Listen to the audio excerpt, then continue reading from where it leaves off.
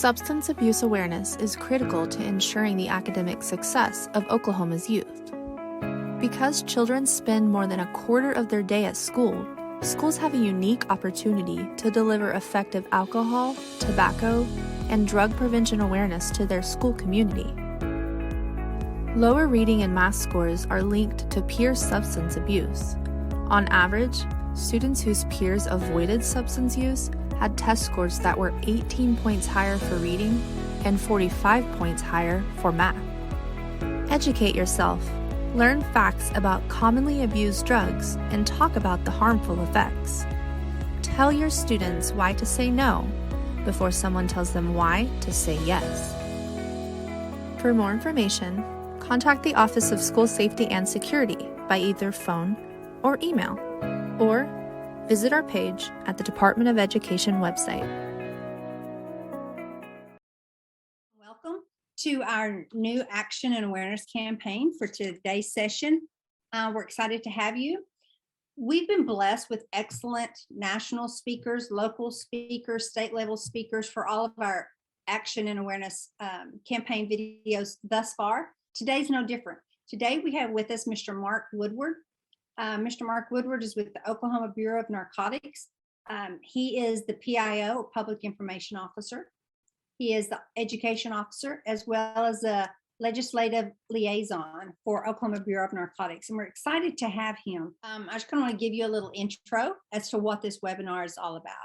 And as sad as it is, we do see drug use and abuse. And we know those are two different things, but we do see drug use and abuse in schools, and not just for our students, but sometimes our students are dealing with the after effects or the aftermath of parents that have drug abuse issues.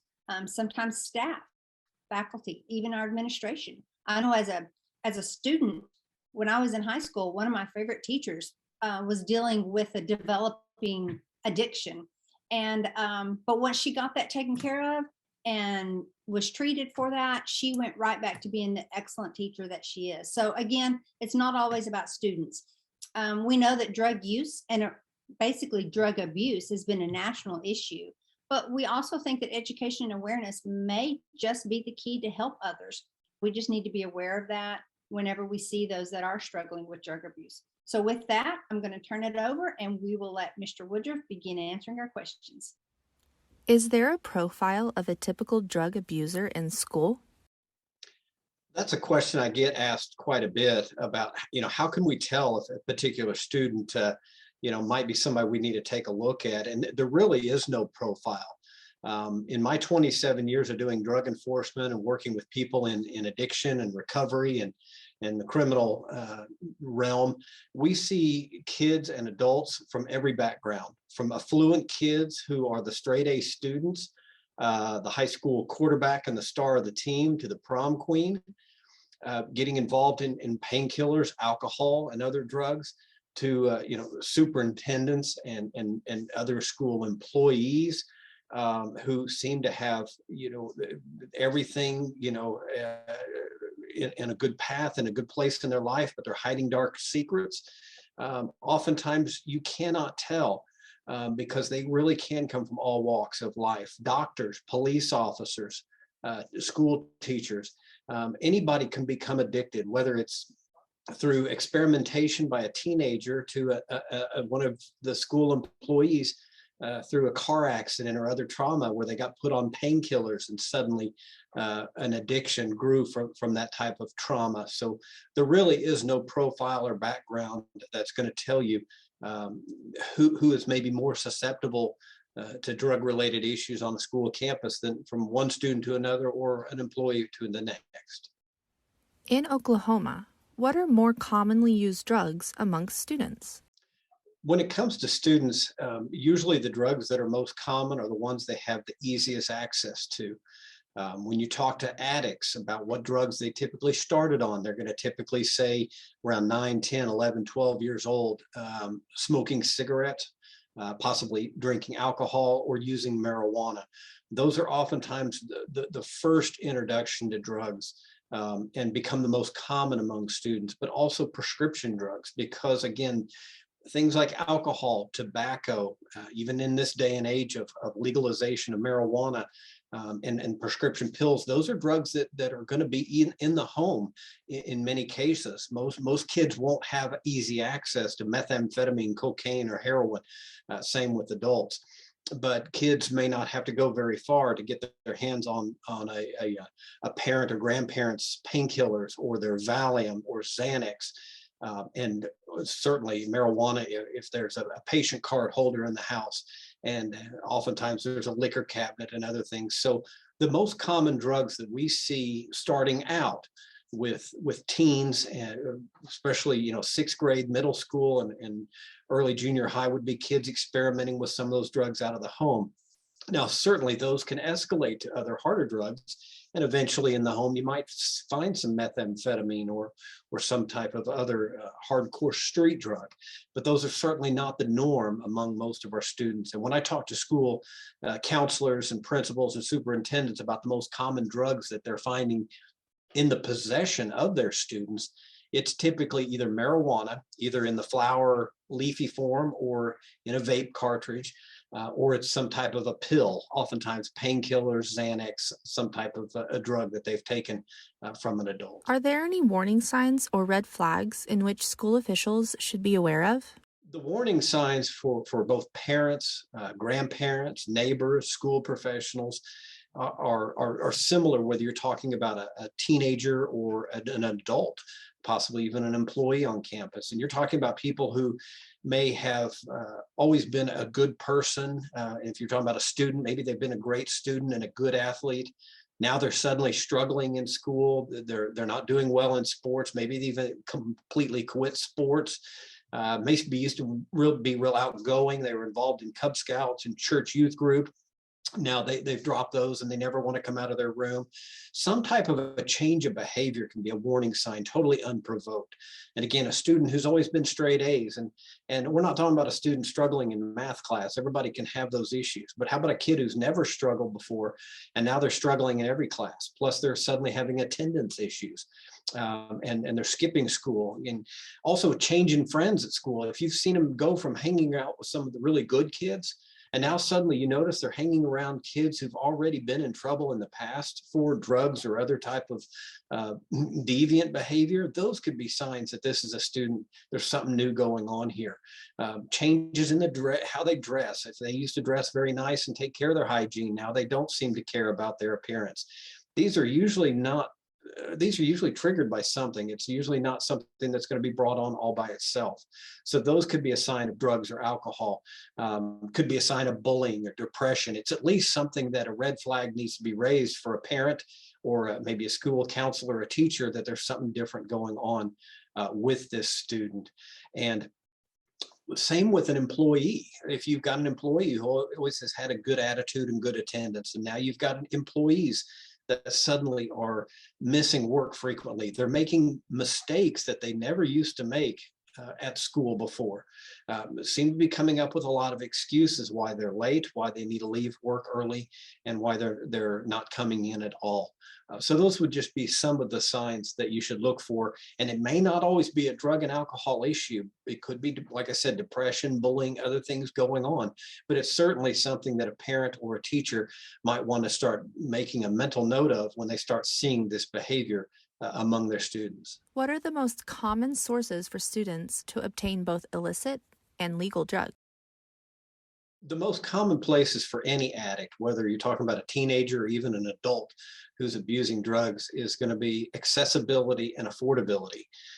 And so that's why we typically see the most common drugs taken from the home of a friend or relative, because they're completely free. And number two, they don't have to sneak around, behind the school or out on the streets. It's something that just at night they could go into a bathroom, unlocked medicine cabinet, or a purse and take somebody's pills out, or take liquor out of a liquor cabinet. So home is the number one place for both an adult addict as well as a teenage drug user. And then also on the web, the dark web, kids have learned how to navigate the deep web and the dark web, and they learn different websites from their friends.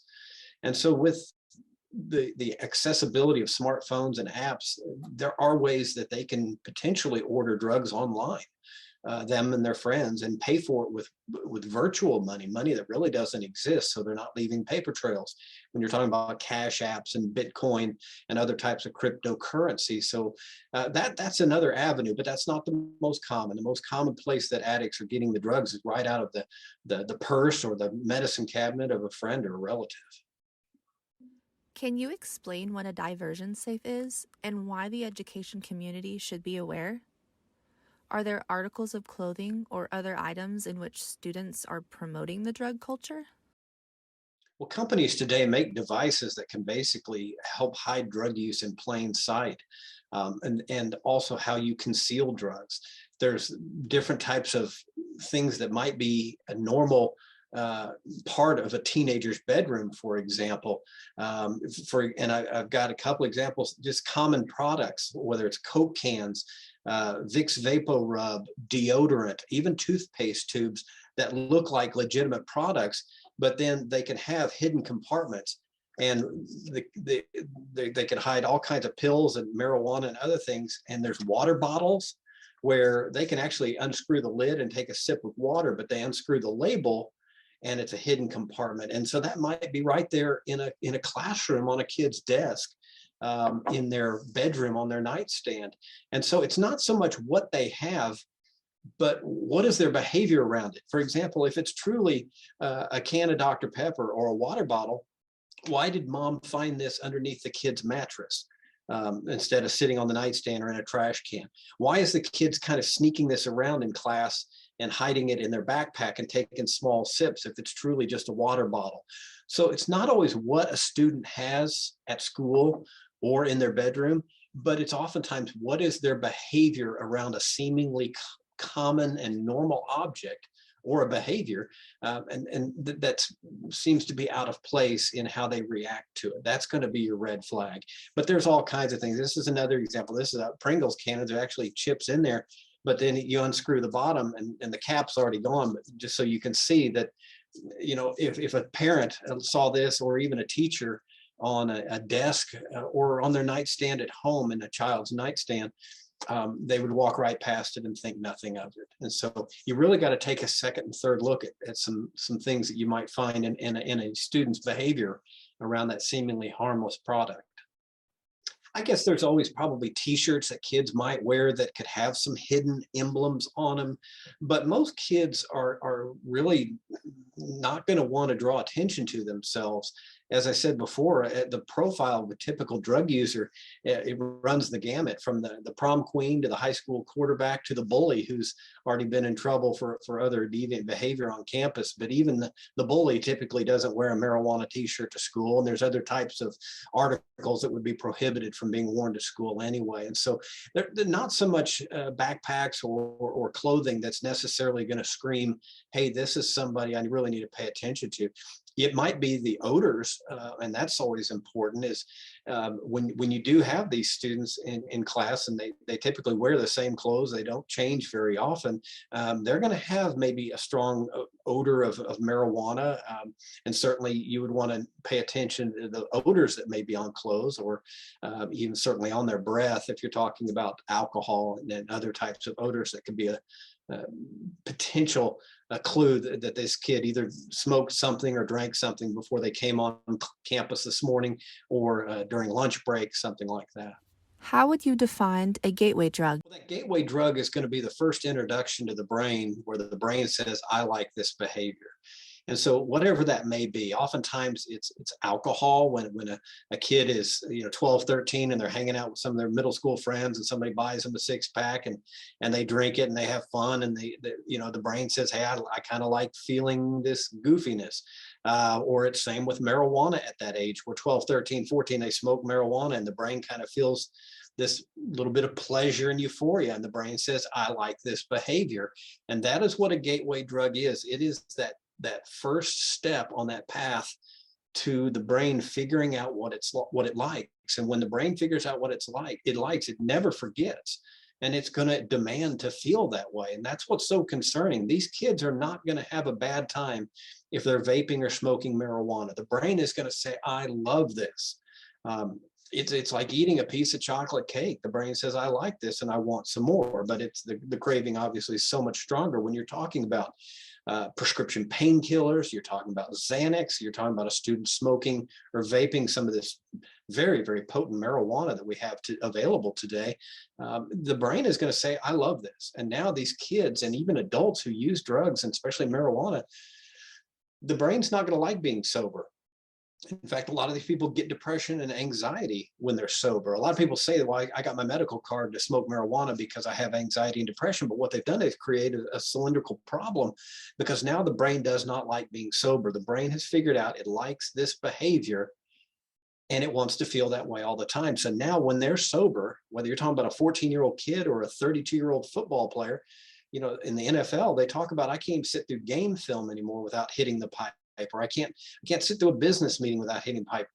They start getting anxious and depressed if they're sober.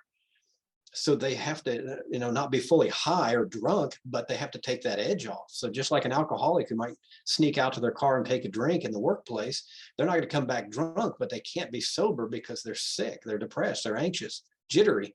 And a student will have that same behavior because the brain is going to absolutely love drugs, but it certainly loves marijuana today. And that number one gate drug, as I said, is going to be marijuana because there's so much accessibility to it. And we've downplayed that it's not a drug. It's now a medicine that's okay to take if you can just define why you're taking it.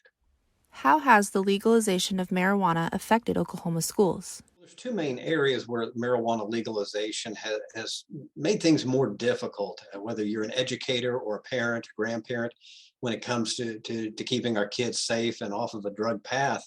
Because first of all, accessibility, as we've talked about, the number one place kids have already been getting their drug, and they have for decades, is right out of the house, whether that is alcohol from a liquor cabinet, pills from a parent or grandparent's purse, or medicine cabinet. But now we have over 380,000 Oklahomans with a patient card, allowing them to have marijuana in their home. And so a parent, you're talking about 10% of our population potentially has marijuana in their home now. And so that accessibility for students to be able to obtain marijuana much easier now than they have in the past has really changed things, because they don't, have to sneak around on the streets of their community or behind the high school or at night with their friends. They can literally just sneak some out of a parent wherever they keep their medical marijuana inside the home. And then it's, of course, affordability. It's free. The kid wouldn't have to come up with money to get the marijuana if they are taking small amounts out of their parents' medical marijuana inventory that they already have in the home. And so it has changed the accessibility for kids, but it's also changed attitudes. It's now told kids that it's okay to get high on drugs if you just call it medicine. That's the mindset that a lot of kids have now, that it's now okay to use marijuana, and they don't believe that they're doing anything that's negative, like other types of drugs, because now society has said this is medicine. But unfortunately, that's not the case. Even though the attitude is it's a safe, harmless medicine, it's a drug that the brain is going to love. The brain is going to crave like any other addictive drug, and it can put these kids on a very narrow path that the brain is going to crave when it comes to any type of drug, but certainly marijuana. As strong as it is today, and as accessible as it is today, it's going to be a drug that we've already seen really get a hold of our kids today like never before. And it's very troubling because it's so much more powerful than marijuana even 5 or 10 years ago. And it's going to get real boring real quick to these kids. And when you've got kids experimenting with marijuana by 9, 10, 11 years old, by the time these kids are 14 or 15, they're not getting high from marijuana in its standard form anymore. They're going on to stronger forms of marijuana, mixing it with other drugs because the brain still craves it, but the brain's not getting high because the brain keeps adjusting. Just like any prescription drug addict or an alcoholic, you can't keep taking the same amount. You're going to need more and more or stronger and stronger to get to the same point. And it's happening with marijuana so much faster today among our about 11 to 15-year-olds. How do vapes play a role in substance abuse? for many students, vaping is that one of those initial type of drugs that they're starting this path of substance abuse, because it oftentimes they're in 7th and 8th grade, we're seeing kids vaping the flavored nicotine. But now with legalization of marijuana rampant across the country, these companies have remanufactured their vaping devices to now accept the marijuana oil. And so a lot of these kids who are already familiar with vaping and enjoying the nicotine, they oftentimes were already experimenting with smoking marijuana, but the vaping allows them to hide their marijuana use because there's no odor, there's nothing really being burned, and they could vape even in the back of a classroom as long as they're very careful. And so vaping, whether you're vaping nicotine or you're vaping marijuana, has really opened a huge market for our teenagers to get high in plain sight, whether that's in their bedroom, the back of a school bus, and even sitting in class, where they can take a small hit off of a vape device. There's very little, there's no smoke, there's nothing being burned, there's even very little steam type particles that come out, so they can take a small hit, and then they're texting their friends and saying, I'm totally wasted here in algebra class. And their friends are texting back going, yeah, I'm totally getting high here at home in my bedroom, and the parents are right down the hall, and they have no clue, because of the way the vapes are able to hide the odors, and there's no smoke. And even in the car now, we're seeing more and more teenagers as well as adults vaping in their vehicles, because it's so hard to tell somebody versus somebody who's trying to smoke a marijuana cigarette, where there's going to be a very pronounced odor and a lot more smoke and visibility of what they're doing. So it really has changed things. And some of these vaping devices will resemble, much like some of these concealment safes. There's vaping devices that look like a smartwatch, but then they pull the top off of it, and they've already put in with a syringe, they filled it with an oil, and they can take a hit off that smartwatch and put it back on. There's hoodies that have the drawstrings, and the drawstring is an actual pipe where they, in the pocket, they activate the vape. Then they just put the drawstring in their mouth and take a quick inhalation. And again, sitting in class, whether it's a vape hoodie, a smartwatch that has the vape device, there's things that will look just like common products. And parents and teachers will have a difficult time trying to determine, that a kid is actually getting high right there on the campus, unless they see some of that suspicious behavior. Again, if a kid is acting kind of strange around a hoodie or a watch, they're trying to hide it, or they're showing it off to their friends. And, kids will talk around the schools and listen to that kind of chatter. But vapes have really become the most popular way of using marijuana today versus smoking it. How has social media affected the use or abuse of drugs in our school communities? Well, I think social media has done several things. First of all, because of social media, that's where a lot of kids are getting their information. They're hearing that marijuana is safe. It's going to cure all your medical problems, bring in millions for your roads and schools and bridges. And it's medicine, it's not a drug. And so the message that the kids are getting on social media, they don't watch the news, they don't read magazine articles, but they're on social media all the time. And they are only going to follow those social media sites that benefit their behavior. And so they're going to look for those sites. They're going to basically feed their beliefs about drugs. And that's very troubling.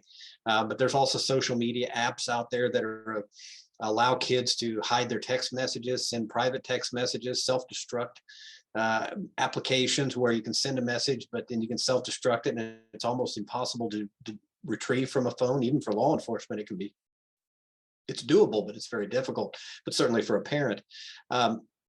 There's different apps where kids can hide their messages and their text messages, the videos they watch, the websites that they're visiting. They can hide those through apps on their phone that are called ghost apps. An app that might look like a calculator on your kid's phone, but when they hit the right numbers, and that calculator will really work. You can put 2 + 2 = 4, but you hit whatever your code is, it'll open up a vault, and that's where your links are, and messages and other things, photos, videos, other things that kids can hide their drug use or other type of negative behavior through these apps that are hidden in plain sight on their phones. I always tell parents, and educators, look for unusual things on a student's phone or their child's phone.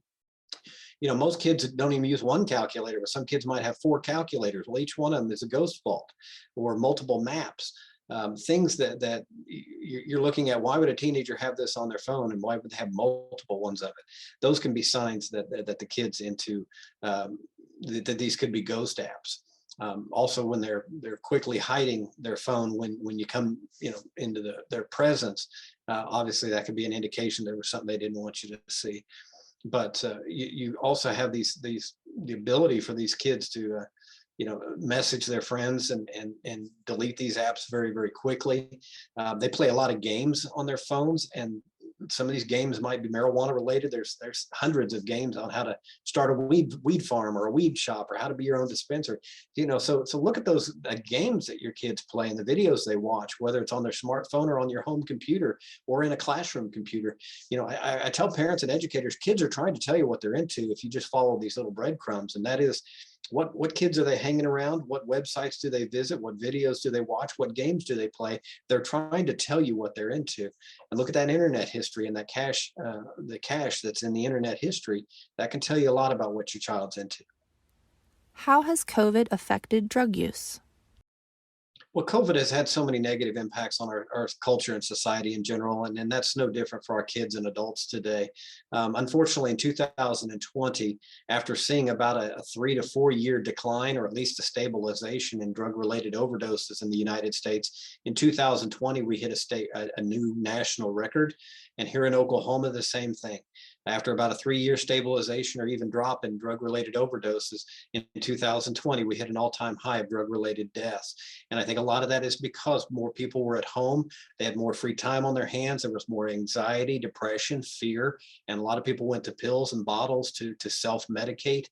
And unfortunately, we're seeing the same continuing in 2021, and may continue as long as we've got people who are running to bottles and pills and marijuana and other drugs to self-medicate their fears, anxieties, and worries.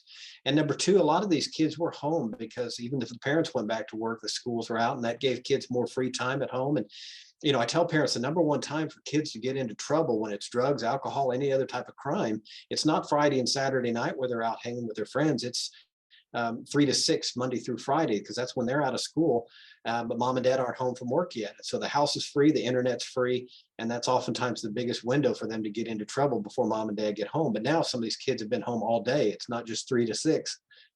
They've been unsupervised oftentimes all day long, 5 days a week for months at a time. And so COVID has certainly increased the accessibility of these kids to get other drugs out of their house, have their friends come over and share and experiment with drugs without the parents knowing what's happening.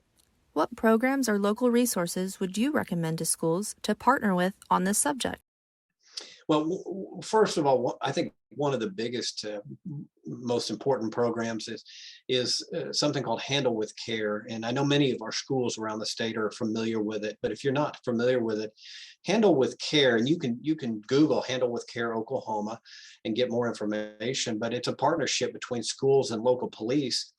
And when there's a trauma, some sort of an incident at a house, say in Oklahoma City tonight, Billy's father dies of a drug overdose. There's a program in place where Oklahoma City Police notify the school, a specific person at the school, with just a message that says, handle Billy Smith with care. It doesn't get into details. It doesn't violate HIPAA of what happened in Billy's house, but it does alert the school to put protocols into place that something traumatic happened at Billy Smith's house last night. And that way they can work with that student to help them, even if they don't ever know the details. They know that Billy may be coming to school and Billy may be in a bad way, whether, because oftentimes you'll see a student and he seems to be uninterested in anything, sleeps at the back of the class, and a lot of times schools are dismissing him. This is just a disrespectful, lazy kid who stays up partying all night and playing video games. It could be that there's a lot of domestic issues going on in that house, and that student is having to raise his 7-year-old brother, his 5-year-old sister, and his 15-month-old sister, because the parents, there's no parent in the house or supervision, and this kid is needing some help. And so the Handle with Care Oklahoma is a wonderful program to partner our schools with local police to get that communication going. to help bridge that gap when students may be coming to school after something traumatic has happened to them. As far as drug-related information, as far as drug-related curriculum that schools might want to include, the Office of National Drug Control Policy, or ONDCP, it's the White House Office of National Drug Control Policy. They have some great resources and curriculum available, as does the U.S. Drug Enforcement Administration. If you go to their website, they've got a lot of curriculum and information for parents and schools and students. So there's a lot of good information in those two resources as well. And you can go online, and I don't have the address memorized, but if you just Googled Handle with Care Oklahoma, there's a website, and that has all kinds of information and resources for schools to reach out and talk to maybe some schools that are already doing it. But that's the simple thing. It's really not a difficult program. You take a school. I went to UConn, so I'll use UConn as an example. I'm a school counselor at UConn. I reach out to the UConn Police Department and say, hey, can we have somebody at the police department notify my office every morning, or a text message to my phone about if you know of a student who had some sort of an issue that the police responded to last night, and they will do that. And so that's kind of gets it going. It's just, you've got one contact with the police department and one contact at the school, and you just put those two people together, and that way they can share some of that information. So it really doesn't have to be anything formal, forms and going to classes and attending and getting certified. It's just opening up a dialogue with your local police department to say, hey, is there somebody at the police department that can notify this person within our school district if you all know of something traumatic that we need to know about? Without getting into details, just let us know, handle so-and-so with care. We will know that we need to put some protocols to help a student tomorrow, or at least keep an eye on a student. That student may not want to talk. They may not want to admit there's a problem, but at least the school might know, why is this kid at the back of the room crying? Why is this kid so angry today? Why is this kid sleeping at the back of the room today? And the school had no idea that, his father, took his mother's life last night and then took his own life. And, there's just horrific stories that you hear that these kids are having to witness, and they're 14, 15 years old, having to be the adults in these houses now. Wow, that was a great presentation. Thank you so much, Mr. Woodward. And, my takeaway, I kind of like to pick out my top 3, but as I was writing down notes, I had like top 7. So some really good information there. But the first one that kind of comes to mind is just the change of attitude. It seems like it's okay to get high, as Mr. Woodward said. It's not a negative connotation anymore. And here, remember, we're talking about drug abuse, not drug use for those with medicinal purposes or those who really need to use prescription drugs or whatever it is. But again, we're talking about drug abuse here, abusing those drugs. And so the next one that kind of came to mind was COVID. How has COVID affected us? He had a great information piece about how COVID-19 has affected drug use. And, as he said, 2020 set new record for drug overdose, an all-time record for drug-related deaths. And a lot of that has been based on the anxiety and fear from COVID and just being alone. And it's a struggle. It's a struggle. And we know that schools are struggling along with that. So that was a good point. And then last, but certainly not least, the Handle with Care program that Mr. Woodward talked about. If your school is interested in developing a Handle with Care program or a relationship with your local law enforcement, by all means, we encourage you to reach out to us, and we will help facilitate that meeting. And we are going to try to learn more about that as well, because it is a great, great program. Again, you can just Google Handle with Care Oklahoma and kind of see what that process looks like. And as always, if you would like more information for professional development, please reach out to us. Mr. Steve Lynch, one of our team members, has a great program. So we hope that you'll reach out to us, and we'd love to help you. And as always, thank you for coming, and thank you for attending today.